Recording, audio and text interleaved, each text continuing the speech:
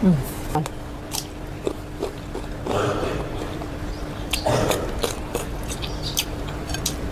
Parang may sakit yung inuubo.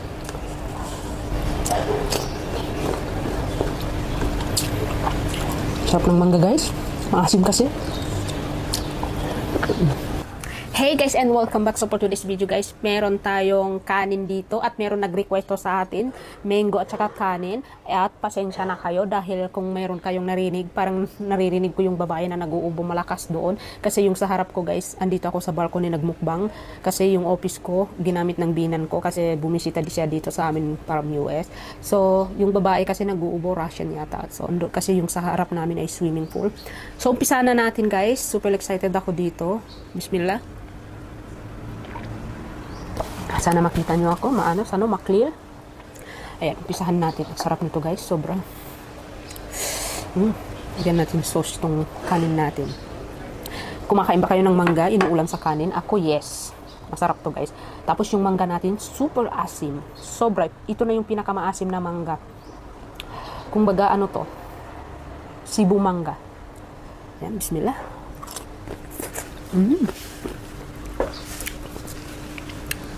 Sarap.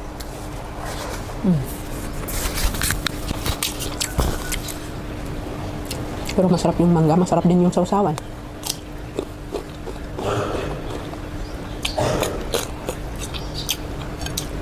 Parang may sakit yung inuubo.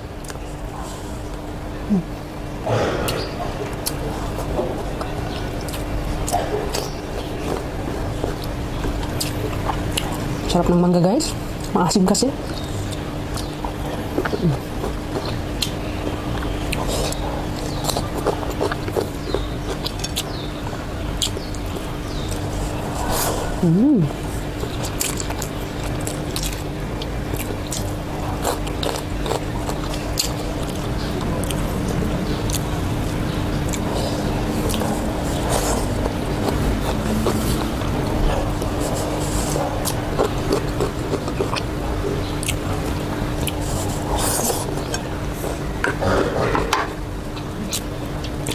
Alam niyo ang sarap nito pag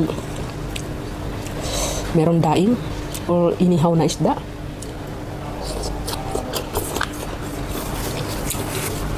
Kailang wala na akong oras.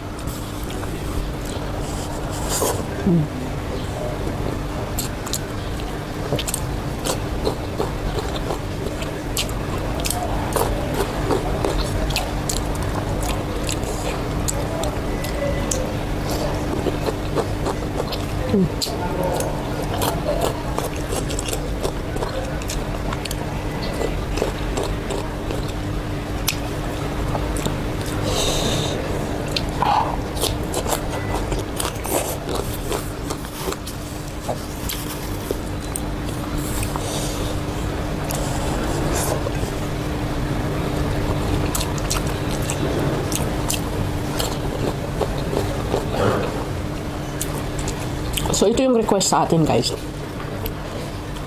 Mangga pinakamaanghang. Kita nyo na, napakadaming anghang. Tapos ulam sa kanin. So salamat sa nag-request nito.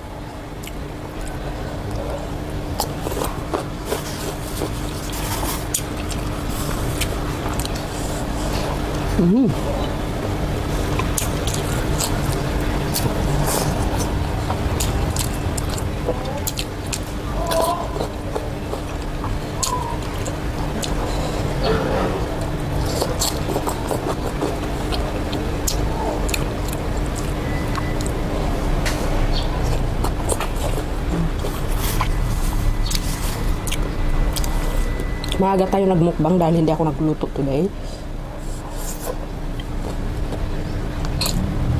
Dahil gusto ng binan ko kumain sa Russian market.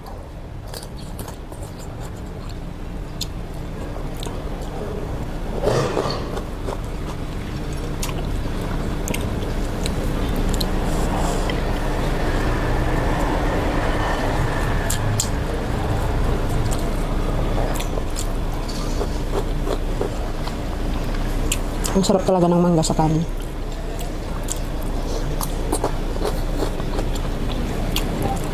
I-try nyo guys pag wala kayong ulam.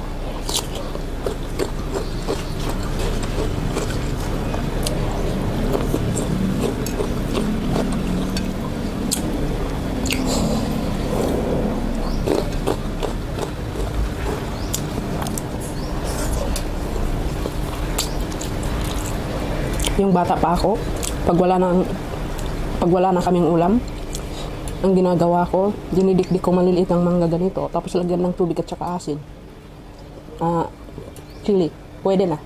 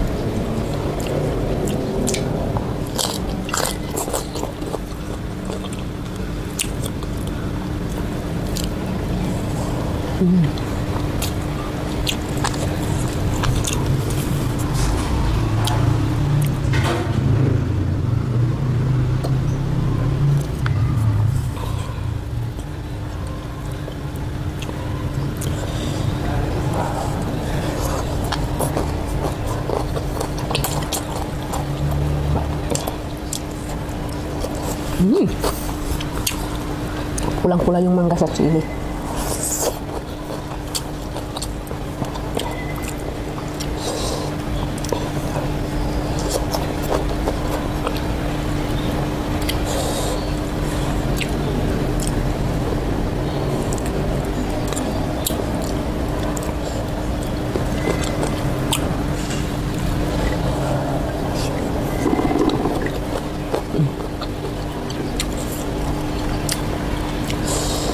Okay guys, ubos na. Bawang na lang natira tsaka sili.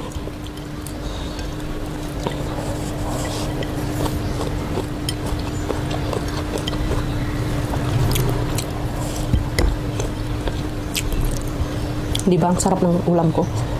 Mangga.